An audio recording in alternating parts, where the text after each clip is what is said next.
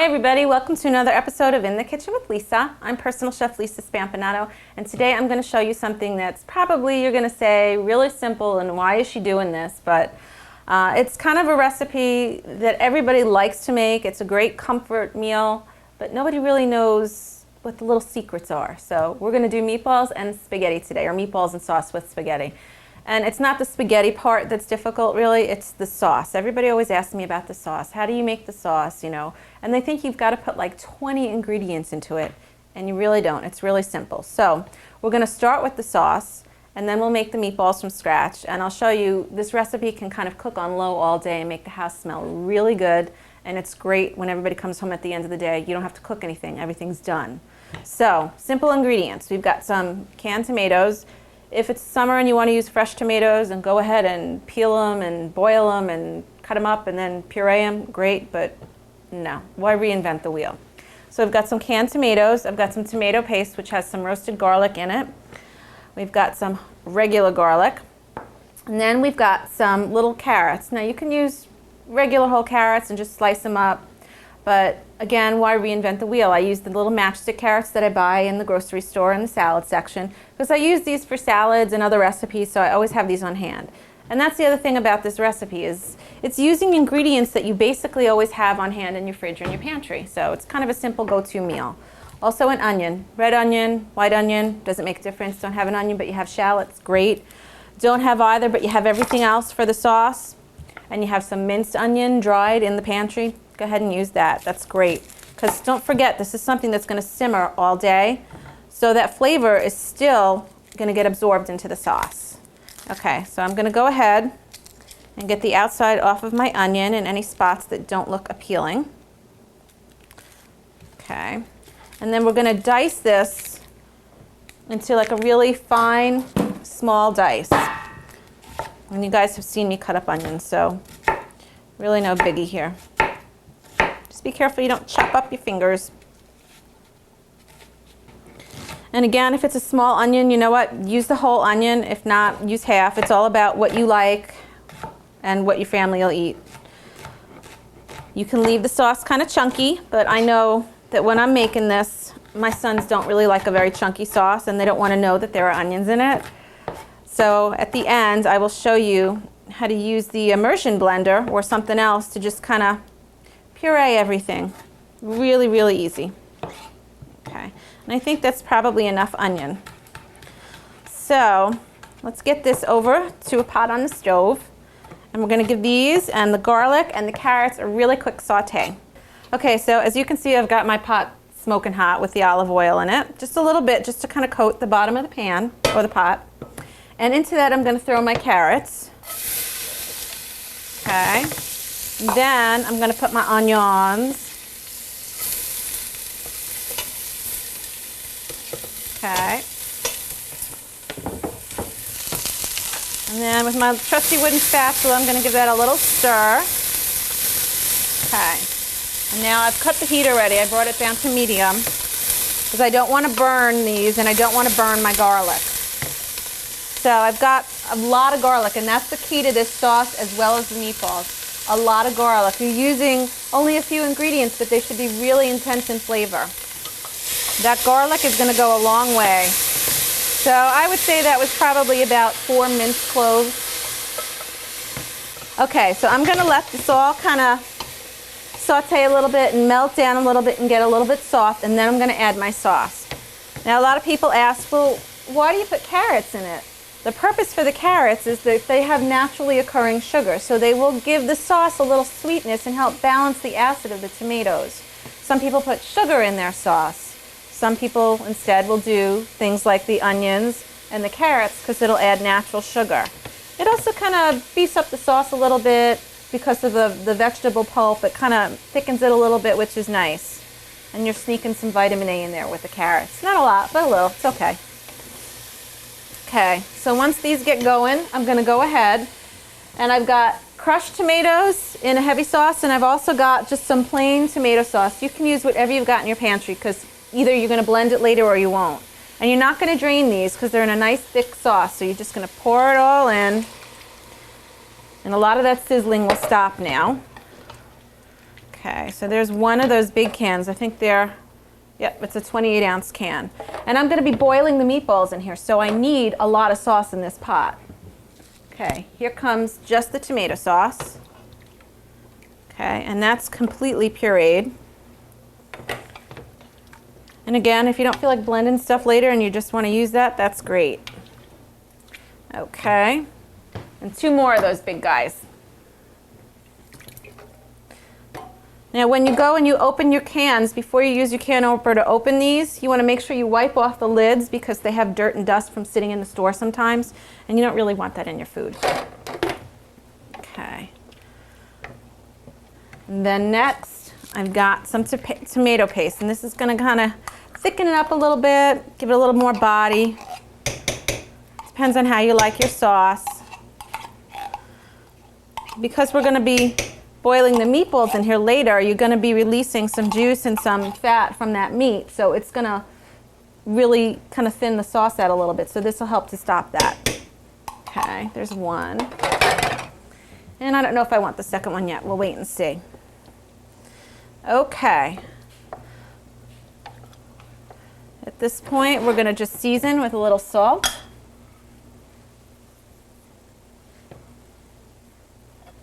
A little pepper.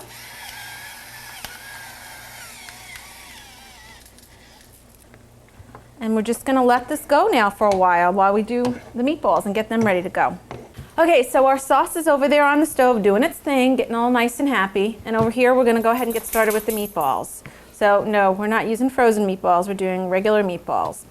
What I'm using here is 80% ground chuck. So it's got a 20% fat ratio, which for something like this is what you want because fat means flavor.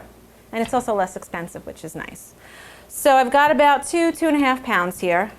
And all I'm going to add to that are some simple ingredients. I've got eggs, which are going to act as a binder and kind of help the meatballs stay together once it's cooking. Some seasoned Italian breadcrumbs, some Parmigiano Reggiano cheese, and again, lots of garlic. And I put my gloves on because my hands are so dry from washing them all the time from cooking. So just if you don't have gloves, it's perfectly okay. Just wash your hands before and after. That's all. Okay, so I've got my meat in here. I'm going to add to that. I don't know that I'm going to use all of this. It's kind of a feel it as you go kind of thing. So some of these breadcrumbs, I don't know, maybe about 3/4 cup to a cup. And the cheese, which is actually going to give this a lot of flavor because it's salty. So you're going to see I'm not really adding any salt to the meatballs themselves. Okay, and probably again, maybe about 3/4 cup. Okay, in goes the garlic. And that was probably about another 4 cloves minced up. And there's 1 egg, 2 eggs. And these are large eggs. And again, you know, some people don't like to use that much. You can kind of mush it up, see how it is, and add another egg if you want. It's just like when you're making meatloaf.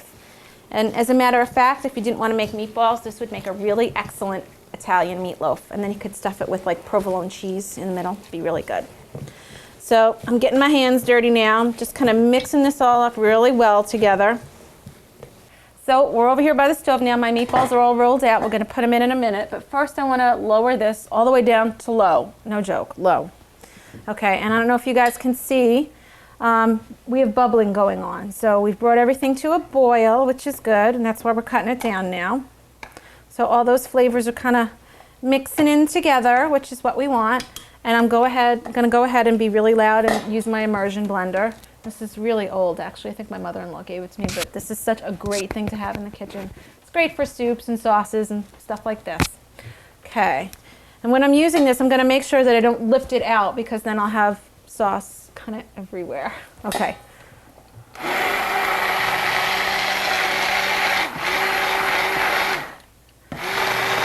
Okay, so I've kind of finished using this whole immersion blender thing, and I don't know if you can see the difference in the texture and the consistency of the sauce. It's a lot more like a sauce than a chunky sauce. All right, so it's more like a smooth sauce than a chunky sauce. You can still see some of the bits of the carrots in there, you know, and you could keep going, but for TV's sake, we're going to quit right there. It's also changed the color and made it a little more of a really deep orange as opposed to the bright red that it was before. And And that's because you've infused a lot of air into that as you're blending it up. Okay, end of science lesson. So we've cut it down to low, and now I'm ready to go ahead and add my meatballs. Okay, and you're just going to gently put them in and let them fall where they may. And again, you want to keep this on low to medium low. I mean, all day. You know, I've started these sometimes at 10 in the morning and I come back at 5. I'll come back and periodically check on it and stir it up, make sure nothing is scorching the bottom. And your meatballs will be still soft, but still firm enough that they're not going to fall apart. Okay. You can see it's starting to get a little crowded in here, but believe me, these will all fit. Okay. Get those guys in there. Try and cover them all with the sauce. Okay. You're not going to hurt them by pressing them down. Just do it gently. And the sauce is going to be what cooks those meatballs, and those meatballs are going to help flavor the sauce. Okay, so I've gone ahead and gotten some spaghetti going, and you all kind of know how to boil spaghetti. You're going to salt the water, bring it to a boil, put your pasta in, make sure it spreads around so it doesn't stick together. And then you're going to cook it until it's what I call al dente, so that means it's to the tooth. So it's got a little bit of a bite, but it's not hard and crunchy, and it's not soft and mushy either. Now you can just throw this into a colander and drain it in the sink. Or what I like to do when I'm making meatballs and spaghetti is I take it out of the pot like this and I put it in another dish. Because then I'm going to go throw the pasta back in the pot and cook off some of that extra water. Back we go. Put the front on low. Now my pasta is going to go right back in there. And the other thing I want to do now is let's look at our sauce there. You can see those meatballs are going. But I've got a pot back here because I'm very sneaky. I've already made meatballs and sauce. And let's see if we can show you the difference in the color between the cooking all day and the not cooking all day. It's a little bit of a deeper, darker, a little bit more brown sauce. And you can see some of the oil and the fat from the meatballs has risen to the top of this sauce, whereas this one isn't finished cooking yet, so it's not yet. This is what it's eventually going to look like, and that is full of flavor. That's exactly what you want. Now, if you want to skim off some of that fat on the top, you can, or you could put this in the fridge, and then it'll kind of harden a little bit, and you can scrape it off. Okay, I want to put some sauce in with my pasta, and just kind of mix it all up, and that'll stop the pasta from getting kind of stuck together. You could do a little olive oil too, but the whole point of this meal is the sauce. So we got some of that in there. And we're just gonna, on a low heat, toss that. So it's got a light coating of the sauce, nothing too much, nothing too heavy. Because we're gonna sauce it again later when we put it on the plate. All right, as you can see, we've gone ahead and plated, and the spaghetti, because we put it back in the pot and cooked off some of that water, really got nice and a nice thick coating on it and starchy, which is what we wanted. So when I tilt the plate, even though the meatballs may roll, you're not going to see any extra water on the plate, which is exactly what we want. That's the worst, when you go somewhere and they give you spaghetti and there's water. Not good. So I've also got here some nice Asiago cheese bread. This is the kind of thing that's really good with a nice crusty bread too, because you always want bread for dipping in the sauce. So let me cut into the meatballs so I can show you. They cut really easy, and you can see, I don't know if you can see actually, little bits of the seasoning from the breadcrumbs and little bits of cheese in here, and all those things kind of seeped into the sauce and gave it some really nice flavoring. So I don't know about you guys, but I'm going to be digging into this tonight. Let's give it a little taste here. How can you eat spaghetti neatly on TV? I don't know. We're going to see.